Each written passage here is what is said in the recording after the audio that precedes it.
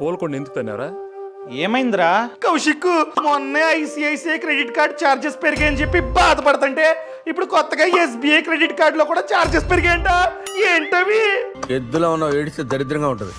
ఈ చేంజెస్ అనేవి November 1 నుండి అమల్లోకి వచ్చాయి. మనం కనుక క్రెడిట్ కార్డ్ ని వాడి బిల్లుని ఆన్ టైమ్ లో కట్టలేదనుకో ఎంతైతే అవుట్ స్టాండింగ్ ఉందో దాని మీద వడ్డీ పడుతుంది. ఈ వడ్డీని పెంచింది స్టేట్ బ్యాంక్ ఆఫ్ ఇండియా. ఇంతకు ముందు వడ్డీ 3.5% పర్ మంత్. ఈ డబ్బు మీద 3.5% వడ్డీ పడేది. దాన్ని కాస్త November 1 నుండి 3.75% కి పెంచింది. అంటే ఇయర్లీ లెక్కేస్తే 45%. అదే విధంగా సెకండ్ వన్ చూసుకున్నట్లయితే యూటిలిటీస్ అంటే rent, current bill, phone bill, wifi bill, వీటిని యూటిలిటీస్ అంటాం. ఇంతకు ముందు ఎంత కావాలంటే అంత మీరు యూటిలిటీస్ కి క్రెడిట్ కార్డ్ ని స్పెండ్ చేయొచ్చు. కానీ ఇప్పుడు దానికంటూ లిమిట్ పెట్టింది. ఇప్పటి నుంచి అనగా November 1 నుండి 50,000 మాత్రమే వాడాలి. 50,000 కంటే ₹1 ఎక్స్ట్రాగా వాడినా మీరు 1% ఎక్స్ట్రాగా సర్చార్జ్ కట్టాలి. ఫర్ ఎగ్జాంపుల్ రెంట్ కి నేను 60,000 వాడేసా, 50,000 కంటే ఎక్కువ. సో ఈ 60,000 మీద 1% ఎక్స్ట్రాగా సర్చార్జ్ కట్టాలి. ఈ సర్చార్జ్ మీద మళ్ళీ 18% జిఎస్టీ కట్టాలి. సో ఓవరాల్ గా ఫైనల్ గా ఇంత అమౌంట్ ని నేనైతే ఎక్స్ట్రాగా కట్టాలి.